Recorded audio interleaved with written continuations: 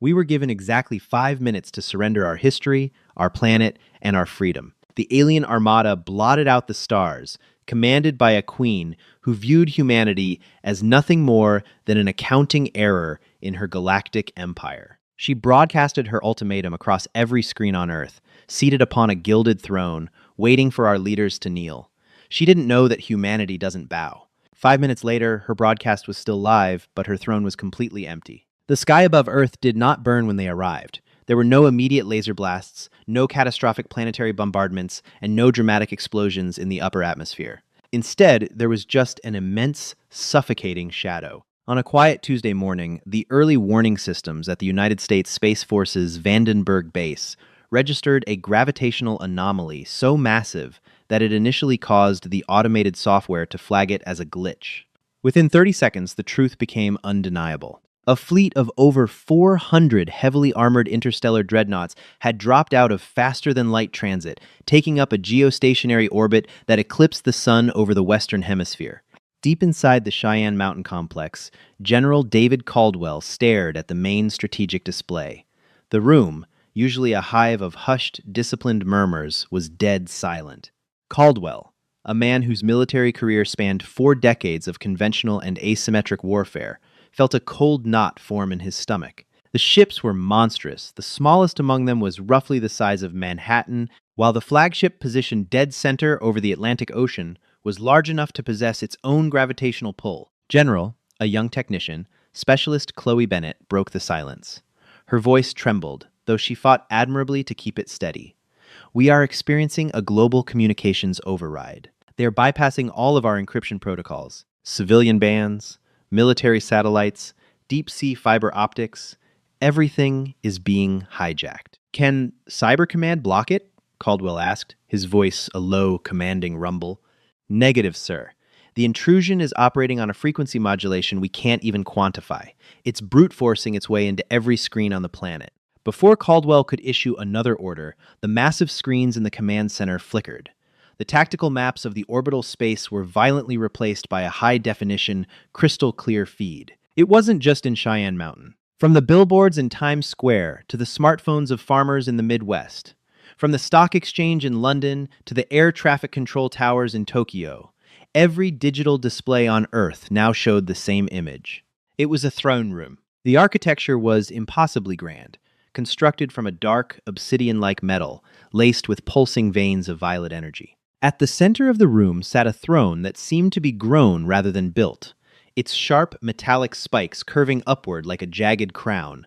And upon that throne sat the queen. She was strikingly humanoid, though noticeably taller, with pale, iridescent skin and eyes that burned like dying stars. She wore armor of gleaming silver, draped in fabrics that seemed to drink the light around her. When she spoke, her voice did not just play through speakers, it resonated in the minds of every human being, flawlessly translated into their native tongues by whatever advanced neurolinguistic tech her fleet possessed. "People of Earth," she began, her tone devoid of anger, entirely casual, as if she were addressing a minor infestation. "I am Queen Vespera of the Sovereign Ascendancy. You have gazed up at the stars for millennia, wondering if you were alone. Today, your primitive curiosity is rewarded. You are not alone, and you are severely outmatched." President Arthur Hayes, operating out of the secure bunker beneath the White House, was patched into the Cheyenne Mountain audio feed. Caldwell could hear the president's heavy breathing over the secure line. "Your world possesses raw materials and biological diversity that the Ascendancy requires," Vespera continued, casually resting her chin on an elegantly armored hand. "Your technological development is laughable, relying on the burning of fossilized carbon and rudimentary nuclear fission. You are entirely inconsequential to the grand design of my empire. However, I am a merciful ruler." She leaned forward, her piercing eyes seeming to bore into the soul of every human watching. "I give your planetary leaders exactly 5 Earth minutes to transmit an unconditional surrender. You will power down your primitive nuclear silos. You will disarm your planetary defense arrays. You will kneel. If you do not, I will order the atmospheric ignition of your major population centers. The choice is yours. The clock begins now." A digital timer, glowing in violent red numerals, appeared in the corner of the broadcast. Wudent. Panic erupted globally. The streets of major cities dissolved into chaos as civilians realized the gravity of the situation. Traffic gridlocked. Sirens wailed, creating a mournful chorus across the continents. But inside Cheyenne Mountain, the panic was strictly compartmentalized. "Mr. President," General Caldwell said, leaning into his microphone, "are you seeing this?" "I am, David," President Hayes replied, his voice uncharacteristically calm. It was a calmness born of a secret that only a handful of people on the planet knew. "Is the package ready?" Caldwell looked over his shoulder. Standing in the shadows of the command center was Dr. Evelyn Harper. She wasn't military. She was the chief theoretical physicist at DARPA, leading a highly classified joint initiative with Lockheed Martin's Skunk Works and Northrop Grumman. For the past 4 years, following the covert recovery of a crashed scout ship in the Arctic, humanity hadn't just been reverse engineering alien thrusters. They had been working on something much, much darker. Dr. Harper stepped into the light. She adjusted her glasses, her eyes fixed on the Alien Queen's broadcast. "General," Harper said, her voice entirely devoid of fear, "Project Damocles is online. The targeting matrix is powered, and the quantum displacement array is holding a stable charge." Caldwell nodded slowly, his eyes locking onto the countdown on the screen. "Sudant Shararfen." "Dr. Harper," Caldwell said softly, "the Queen wants us to kneel. Let's see how she handles a sudden change of scenery." "Sandarn Wushajofen." The countdown ticked relentlessly. On the screen, Queen Vespera sat back, an amused smirk playing on her lips. She snapped her fingers, and a servant, a hulking, multi-limbed creature, stepped forward, offering her a chalice carved from what looked like bone. She took a sip of a glowing blue liquid, looking completely at ease. She was putting on a show for her empire, demonstrating the effortless subjugation of a newly discovered world. Below ground, the reality of humanity's defiance was a frantic, highly calculated symphony of engineering. Syncing the orbital telemetry, Specialist Bennett announced, her hands flying across her terminal. "I'm patching the feed from the Space Force, tracking satellites directly into the Damocles targeting computer." Deep within a repurposed subterranean missile silo in Nevada, massive supercooled cables pulsed with gigawatts of electricity. Project Damocles wasn't a missile, it wasn't a laser, and it wasn't a nuclear warhead. When the Arctic scout ship was recovered years prior, Dr. Harper and her team at DARPA had discovered a damaged, faster-than-light drive. They couldn't replicate the drive to move a spaceship, but Harper, a genius in quantum entanglement and spatial geometry, realized they could weaponize the core concept. They couldn't move a ship through space, but they could fold space around a specific target. They had built a localized spatial displacement cannon, a teleporter, but one designed not for travel, but for forced extraction. "Targeting requires absolute precision," Dr. Harper said, leaning over Bennett's shoulder, staring at the raw data streaming across the monitor. "The flagship's hull is layered with some kind of polarized energy shielding. If we try to displace a large section of the ship, the shield will scatter the quantum field, and the feedback loop will detonate the Nevada facility with a force of 50 megatons. So we can't blow up the ship," Caldwell noted, his jaw tight. "No," Harper agreed, her eyes narrowing as she looked at the live broadcast of the Queen. "But the alien broadcast is giving us a massive tactical advantage. They're using a two-way tachyon stream to force their feed onto our networks. They are inadvertently creating a direct, unshielded tunnel through their own defenses to transmit the data. It's an open window." Ardan Sancherfen. "Can you trace the broadcast back to its physical origin point on the ship?" Caldwell asked. "Already done," Harper replied, tapping a specific line of code on the screen. "We have the precise spatial coordinates of the transmitter camera in the throne room. And by extension, we have the precise spatial coordinates of the Queen herself." President Hayes' voice echoed through the comms. "Dr. Harper, you're telling me you can extract an alien monarch from a heavily shielded dreadnought in orbit using a broadcast signal as a targeting laser?" "Yes, Mr. President," Harper said, her tone absolute. "Lockheed Martin designed the containment vessel. General Dynamics supplied the power grid. As long as she doesn't get up and walk away from that throne in the next 2 minutes, I can drop a localized quantum vacuum directly on top of her." Edan Sishawufen. On the broadcast, Queen Vespera set her chalice down. She looked bored. People of Earth, your leaders remain silent. This is disappointing, but not entirely unexpected. Primitive minds often freeze when confronted with absolute power. You have less than 2 minutes. After that, I will instruct my vanguard to glass your largest continent. In Cheyenne Mountain, Caldwell turned to a heavily armed detachment of military police standing by the blast doors. "Captain Miller," Caldwell called out. James Miller, a seasoned operator, stepped forward and saluted. "Sir, is the containment cell prepped?" "Yes, sir. Cell Block 4 is locked down. We have a Faraday cage installed, backed by 10-inch reinforced polysteel glass, and automated sentry turrets spun up. Whatever we're bringing down here, it isn't getting out." "Good," Caldwell said. He turned his attention back to the screen. Lingdan Wushijoufen. The final minute. The tension in the room was palpable, a heavy, suffocating weight. The world outside was holding its breath. News anchors on CNN, BBC, and Al Jazeera had stopped talking, their faces pale, watching the countdown. Families held each other in their living rooms. "Dr. Harper," Caldwell said, his voice dropping to a whisper. "Spin it up." Activating the Archimedes sequence, Harper ordered. In Nevada, the ground trembled. Massive subterranean turbines roared to life, pulling power from the national grid. Rolling blackouts cascaded across the American Southwest, as the sheer energy required to tear a hole in space-time was siphoned into the Damocles array. "Quantum field is generating," Bennett reported, reading the telemetry. "Field stability is at 85%. 90%. We have a solid lock on the spatial coordinates." Lindan Sancherfen. Queen Vespera leaned forward on her throne. 30 seconds. "Prepare yourselves for the inevitable. The ascendancy claims this world." "Target locked," Harper said, her finger hovering over the executive execution terminal. She looked at Caldwell.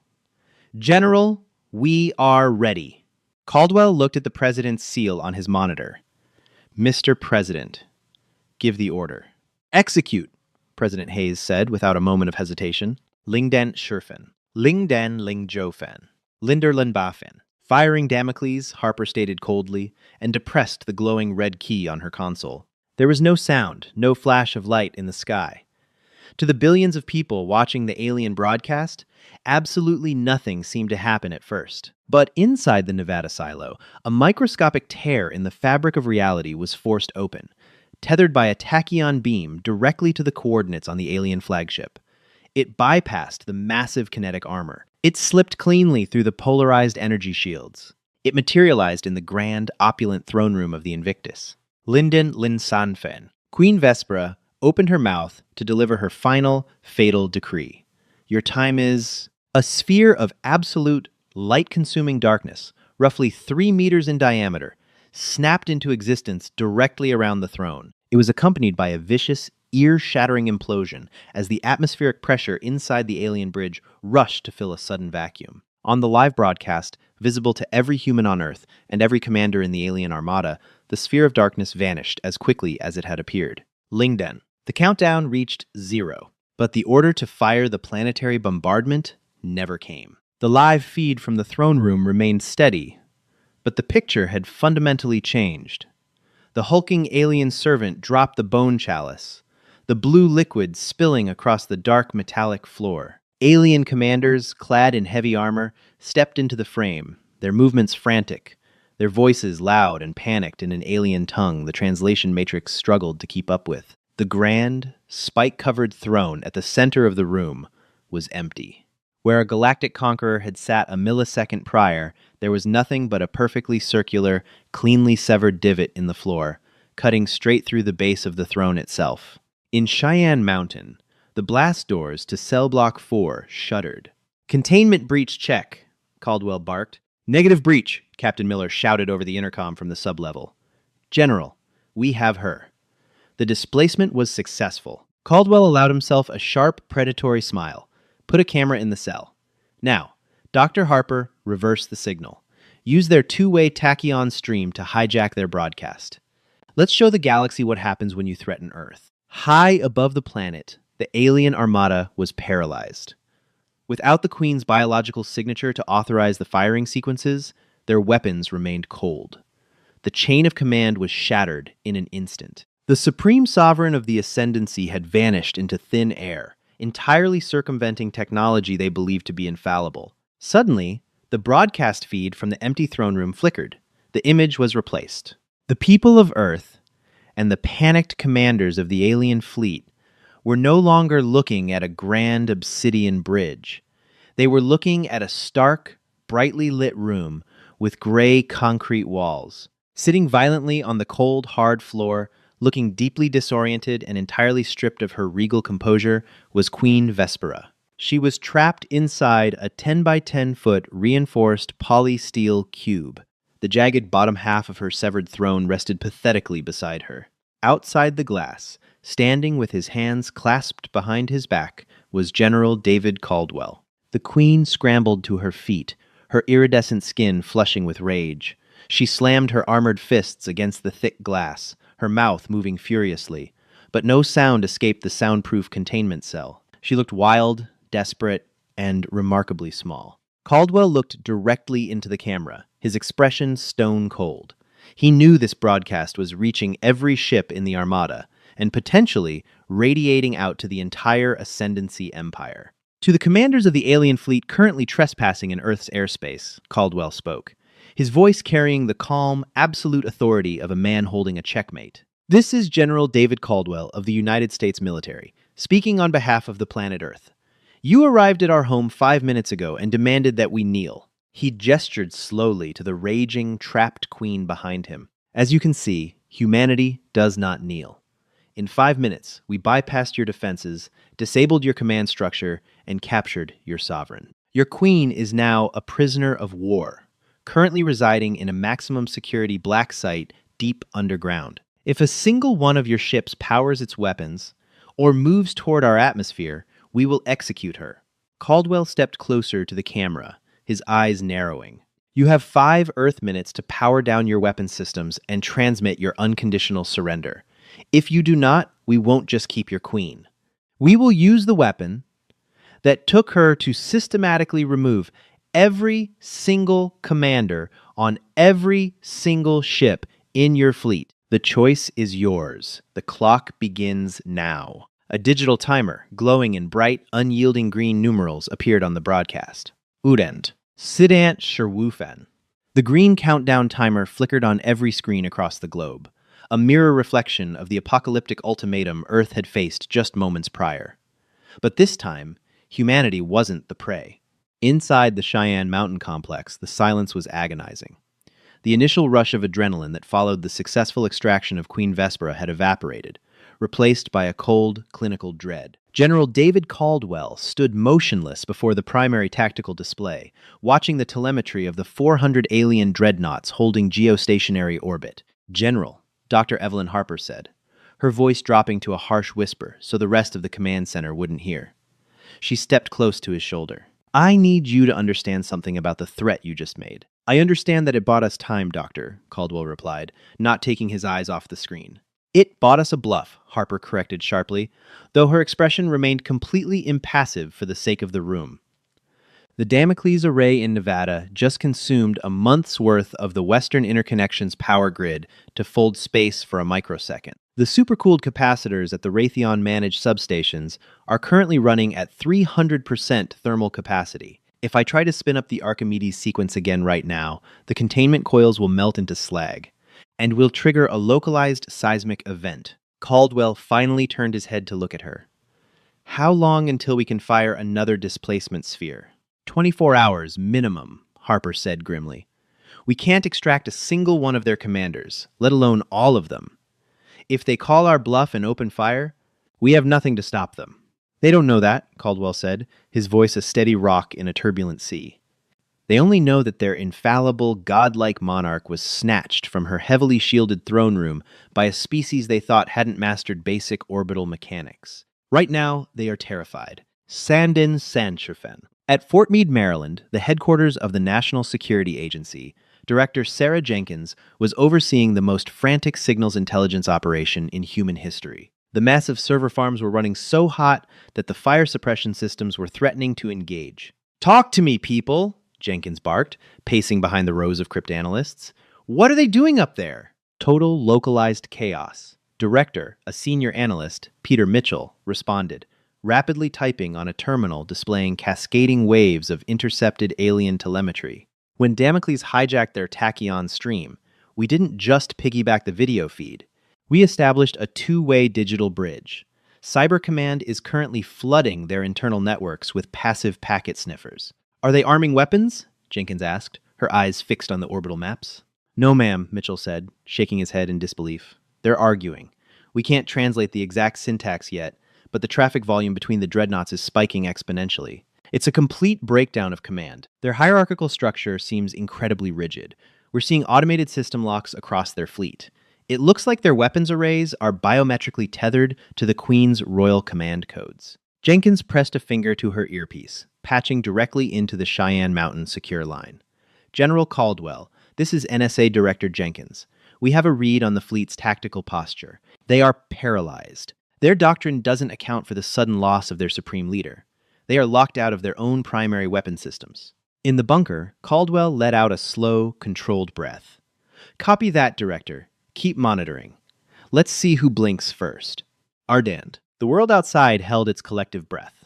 Across NATO bases in Europe, Aegis ashore missile defense systems were tracking the massive ships, though every military command knew conventional missiles would bounce off the alien energy shields like pebbles against a tank. In the Pacific, the USS Gerald R. Ford Carrier Strike Group had gone to full general quarters, its decks buzzing with F-35S ready to launch, fully aware they were bringing knives to a gunfight. Humanity was ready to die on its feet. On the bridge of the alien flagship, Invictus Vanguard Commander, a title roughly translated by the NSA's algorithms, stared at the holographic projection of Earth. The green timer on their own screens was mocking them. Edant Sherwufen. The Vanguard commander's mandibles clicked in frustration. For 1,000 years, the sovereign ascendancy had operated on a principle of absolute, top-down authority. The Queen was not just a political leader. She was the spiritual and biological anchor of the fleet. Without her localized neural command aura, the Dreadnought's artificial intelligence cores refused to initiate planetary bombardment protocols, categorizing the action as a mutiny. They could deploy fighters, they could drop ground troops, but doing so would guarantee the execution of their queen, an act of treason punishable by the complete genetic eradication of the Vanguard commander's entire lineage. The primitive humans had not just disarmed them, they had weaponized the Ascendancy's own rigid laws against them. Linder Cicerwufen. Status on the containment cell, Caldwell ordered, looking at the secondary monitor displaying Queen Vespera. She's stopped hitting the glass, sir, Captain James Miller reported from the sub-level. She's just sitting there, staring at the camera. Lingdant Sherwufen. The tension was a physical weight. The air in Cheyenne Mountain felt too thick to breathe. Dr. Harper stood rigidly, her hands clasped tightly behind her back, calculating the exact blast radius if the aliens decided to glass Colorado Springs. Linderling Wufen. Linderling Sifen. Linderling Sanfen. Energy spikes detected! Specialist Bennett shouted, her voice piercing the silence. Multiple dreadnoughts are routing power! Caldwell gripped the edge of the console. To weapons, Linderling Arfan. Linder Linifen. No, sir, Bennett gasped, her eyes widening as the telemetry data updated in real time to their propulsion drives, the massive gravitational anomalies they're stabilizing. Lingden. The green timer hit 0. General. Director Jenkins's voice came through the comms, laced with raw, unfiltered shock. The alien fleet is powering down their kinetic shields. They are broadcasting an unencrypted, wide-frequency signal on all human bands. Put it through, Caldwell commanded. A harsh, synthetic voice, processed through a translation matrix, echoed through the command center. People of Earth, we concede the tactical advantage. Our weapons are cold, our shields are lowered. We await terms of negotiation for the return of the sovereign. A cheer, spontaneous, deafening, and entirely unprofessional, erupted across the command center. Technicians hugged each other. Seasoned officers let out heavy sighs of relief, leaning against their consoles. In the White House bunker, President Hayes slumped back in his chair, wiping sweat from his brow. Caldwell did not cheer. His face remained carved from granite. He looked at Dr. Harper.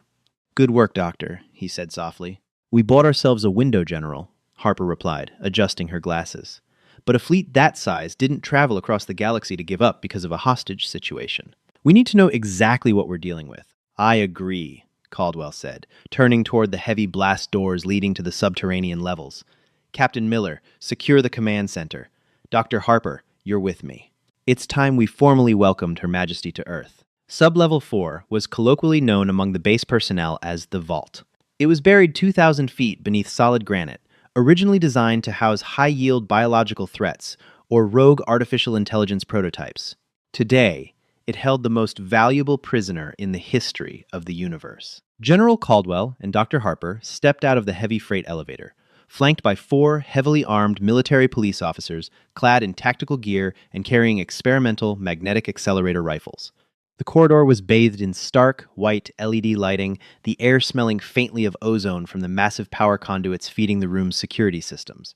Captain Miller met them at the security checkpoint, swiping his biometric credentials to open the final set of blast doors. "She's been quiet, General," Miller reported as the heavy steel doors hissed open. "We ran a full scan on her physiology. Her armor possesses some kind of biomechanical linkage, but the Faraday cage is completely scrambling its outbound signals. She's isolated." Caldwell nodded and stepped into the observation room. Through a 10-inch thick slab of polysteel glass was the holding cell. It was completely barren, save for a steel table and 2 chairs bolted to the floor. In the center of the room sat Queen Vespera. Up close, the alien monarch was both terrifying and mesmerizing. She stood nearly 7 feet tall, her iridescent skin shifting hues from pale silver to a bruised violet under the harsh lights. Her armor, once glowing with energy, was now dull and lifeless, crippled by the electromagnetic dampeners Harper had installed. Vespera's eyes, however, still burned with a furious, unyielding arrogance. Caldwell picked up a secure tablet and pressed a button, activating the 2-way intercom. "Queen Vespera," Caldwell said, his voice echoing into the cell. Vespera did not flinch. She slowly turned her head, fixing her piercing gaze on the small speaker in the corner of the ceiling, and then down to Caldwell, standing behind the glass. When she spoke, her voice did not project directly into their minds, as it had during the global broadcast. Stripped of her telepathic amplifiers, she was forced to rely on a small, collar-like device around her neck that synthesized her guttural, clicking native language into English. "You are the military caste," Vespera said, her translated voice sounding metallic and cold. "You project authority, yet you cower behind thick glass. A fitting paradox for a primitive species. I am General David Caldwell, and this glass isn't here to protect me from you, Your Majesty," Caldwell replied evenly. "It's here to keep you isolated from your fleet. A fleet that just surrendered unconditionally to this primitive species." Vespera stood up, her movements fluid and predatory, like a caged tiger. She walked slowly toward the glass, looking down at Caldwell. "Surrender is a temporary tactical shift, General," Vespera hissed. "You used a localized quantum fold to extract me. A parlor trick. A desperate theft of ascendancy technology from a crashed scout ship, poorly reverse-engineered by ape descendants. You cannot sustain it. You cannot defeat my armada in open combat." "We don't need to," Dr. Harper spoke up, stepping forward to stand beside Caldwell. "We hold the high ground. Your fleet's command architecture is biologically tethered to you. Without your direct authorization, their primary weapon batteries are inert. Our cyber division has mapped your fleet's command and control network. You centralized too much power, Your Majesty. It made you efficient, but it also made you a single point of failure." Vespera's eyes narrowed as she looked at Harper. "The scientist, you possess a keen mind for a species that still burns ancient flora for fuel, but you are arrogant." She placed a long, armored finger against the glass. "You think you have won," Vespera continued, a cruel, synthetic laugh echoing through the speaker. "You think holding me here grants you safety. The ascendancy spans 10,000 star systems. We have eradicated empires that possess technology you cannot even comprehend. We do not negotiate with unuplifted worlds. We consume them." "If you consume worlds," Caldwell interrupted, crossing his arms, "why give us 5 minutes to surrender? Why the theatrics? Why not just orbital strike us from the moment you arrived?" Vespera's expression shifted, a flicker of genuine irritation crossing her regal features.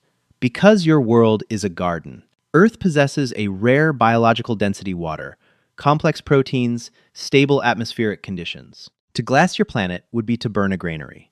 We prefer our conquests intact. We offer subjugation because it is efficient.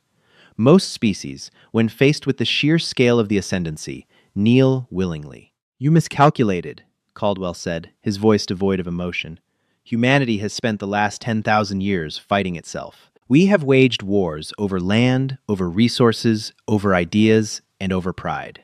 We have perfected the art of conflict in ways your sterile, unified empire clearly hasn't experienced in millennia. We do not kneel to tyrants. We overthrow them. Vespera leaned closer to the glass. Brave words, but bravery will not stop the world harvester. The temperature in the observation room seemed to drop. Caldwell and Harper exchanged a brief, razor-sharp glance. Clarify, Caldwell demanded. The fleet in your orbit is the Vanguard, Vespera said, an expression of grim triumph returning to her face. They are the pacifiers. They were sent to secure the atmosphere and establish compliance. But they are merely the heralds. She paced back to the center of the cell, turning her back on the humans. When my biological tether to the fleet was violently severed, Vespera explained smoothly, a dead man's switch was activated in the deep space communications array of my flagship. A Priority 1 distress signal was transmitted into the slipstream. It bypassed standard channels and went directly to the core of the Ascendancy. She turned back to face them, her eyes wide with a fanatic, terrifying certainty. The World Harvester has been awakened. It is a planetary cracking vessel, General Caldwell. It does not demand surrender. It does not require my command codes. It exists only to harvest raw materials from non-compliant worlds. It strips atmospheres, boils oceans, and cracks tectonic plates to siphon the planetary core. Harper stepped forward, her mind racing. A distress signal through slipstream. How long until this vessel arrives? Vespera smiled a cold, horrifying gesture. Given the gravitational drag of your solar system and the mass of the Harvester. She paused, relishing the moment. 72 of your Earth hours. 3 days, General.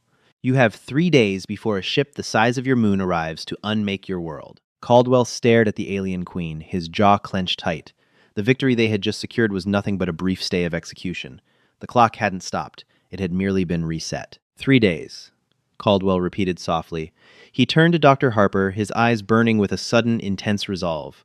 Doctor, you said Damocles needs 24 hours to recharge.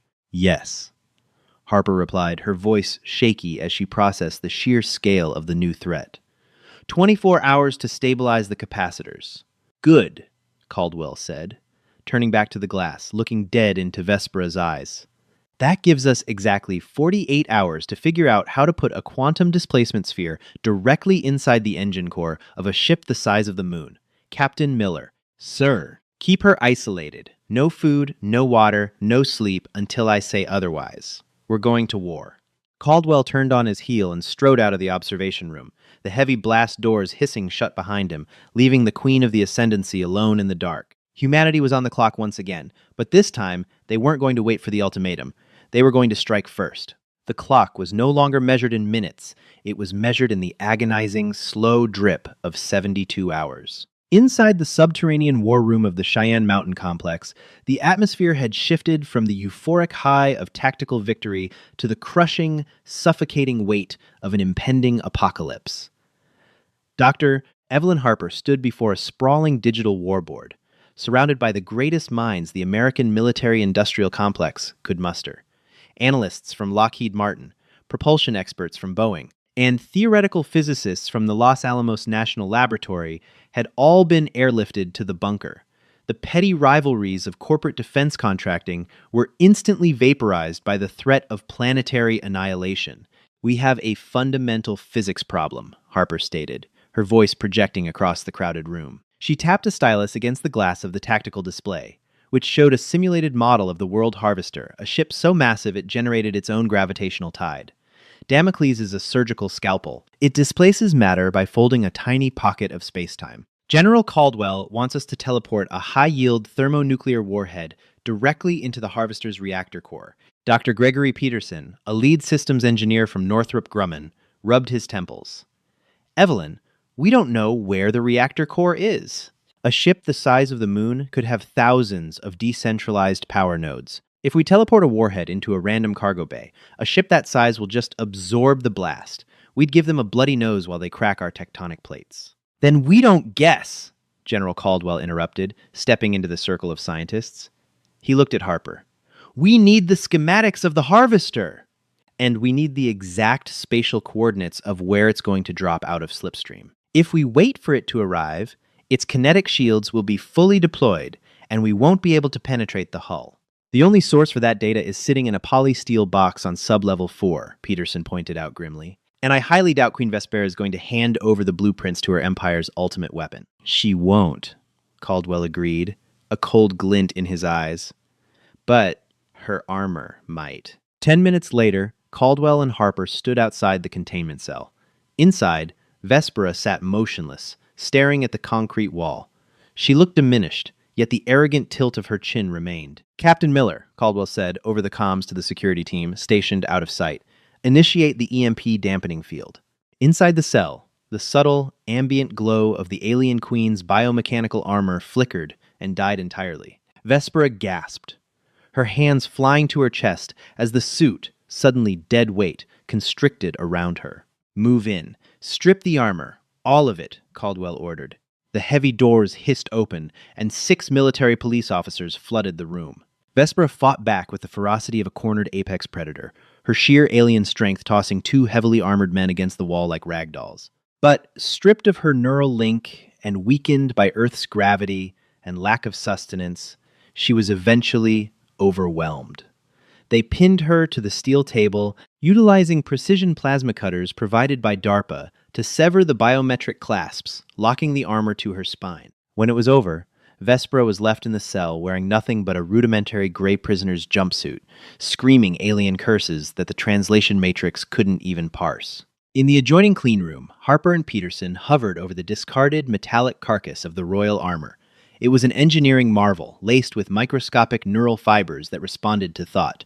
Careful, Harper whispered, using a pair of insulated forceps to peel back the primary chest plate. The NSA analysts confirmed that the Vanguard fleet is locked out because the Queen's biometric signature is missing. This suit was the bridge between her biology and the Ascendancy's network. Peterson attached a series of high-density fiber optic shunts to the glowing crystalline matrix embedded in the armor's spine. If I bypass the neural authentication protocol, we might be able to trick the suit into thinking she's still wearing it. IBM lent us their latest quantum computing cluster from the Poughkeepsie facility. We're going to brute force a handshake with the suit's memory drive. For 6 agonizing hours, the servers whined in protest as Earth's most advanced artificial intelligence wrestled with the alien operating system. Finally, a cascade of encrypted alien telemetry flooded the monitors. We're in, Peterson breathed, his eyes wide. Downloading the Ascendancy Tactical Database. Harper rapidly sorted through the data, translating the alien metric measurements into human standard. I have it. The World Harvester. The blueprints are deeply classified, but the Queen had administrative access. General, you're going to want to see this. Caldwell leaned over the monitor. The schematic of the Harvester was horrifying.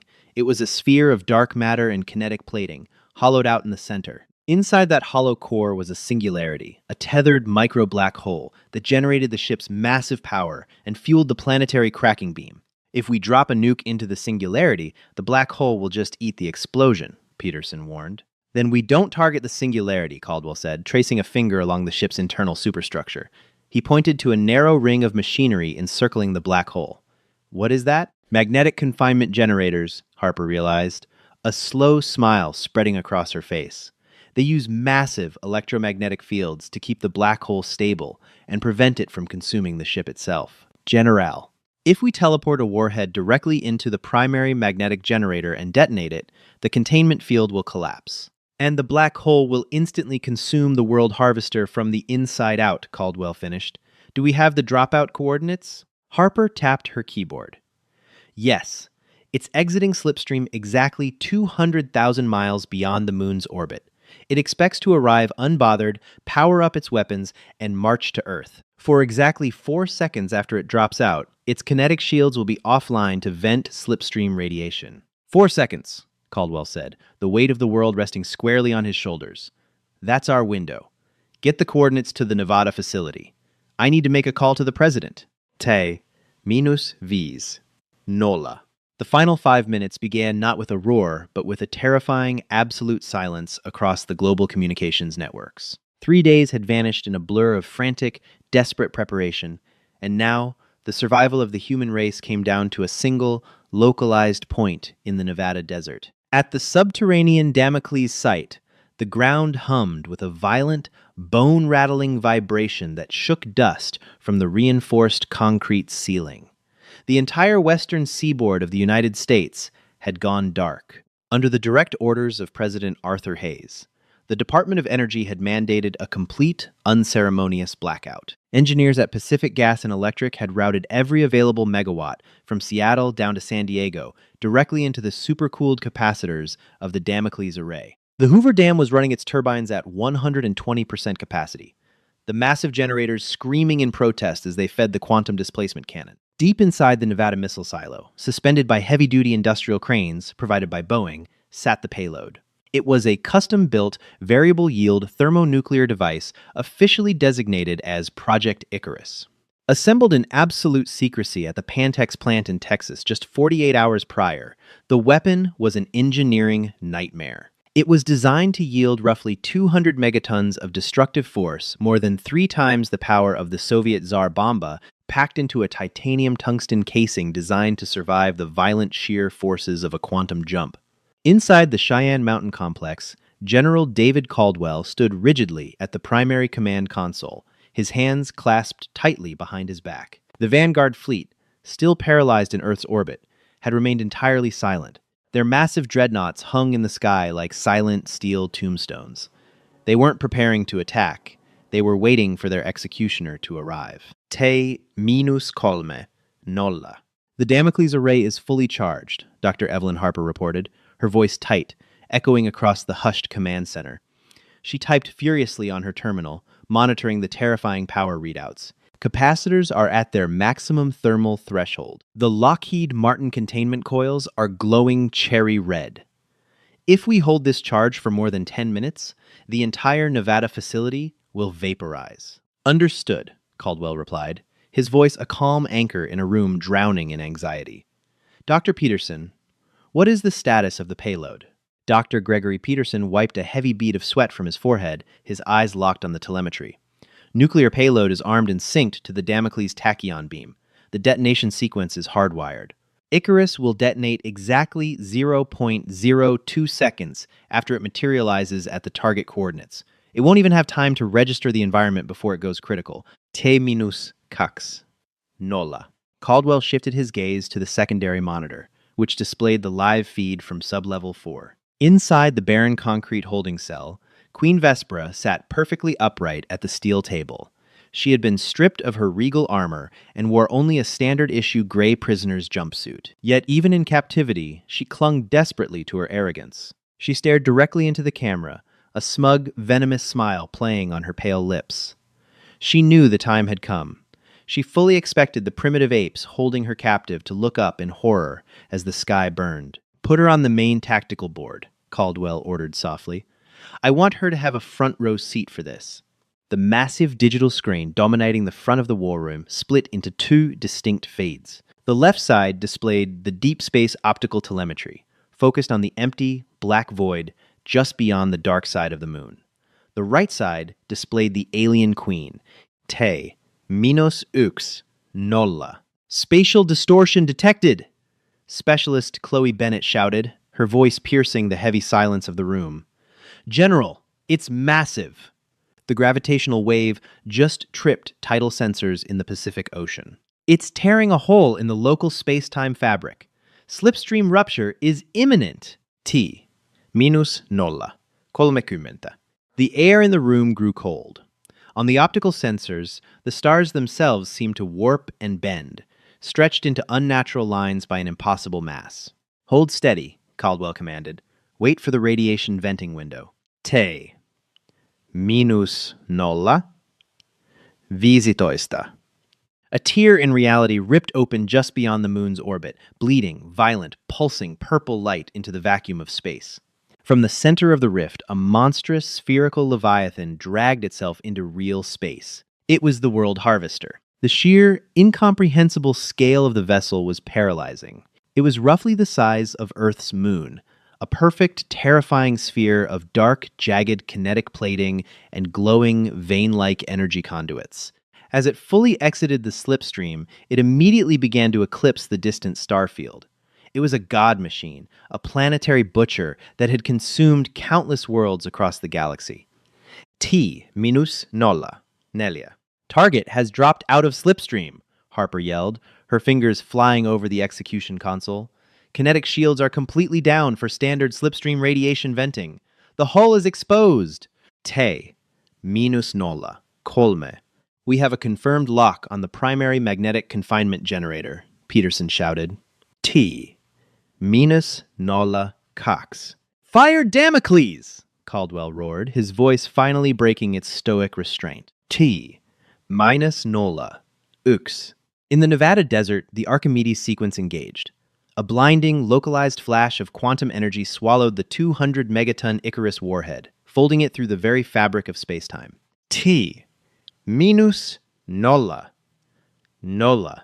240,000 miles away, deep within the impenetrable, heavily fortified internal superstructure of the World Harvester, a microscopic sphere of absolute darkness snapped into existence directly inside the machine's primary magnetic ring.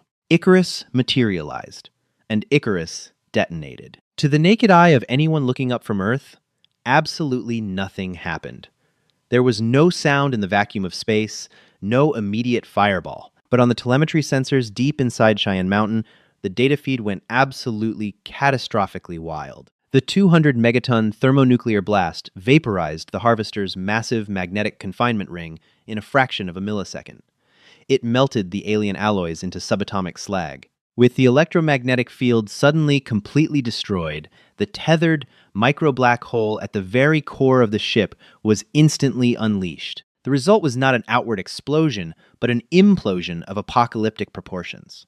The outer hull of the moon-sized ship immediately began to buckle inward, dragged down by an inescapable infinite gravity well that it could no longer control. The massive, continent-sized kinetic plates sheared and shattered, drawn into the dark, swirling vortex at the core. Radio receivers in Cheyenne Mountain picked up the horrific, distorted screech of tearing metal and the dying panic transmissions of the Ascendancy crew. Millions of tons of alien metal, advanced weaponry, and organic material were violently compressed.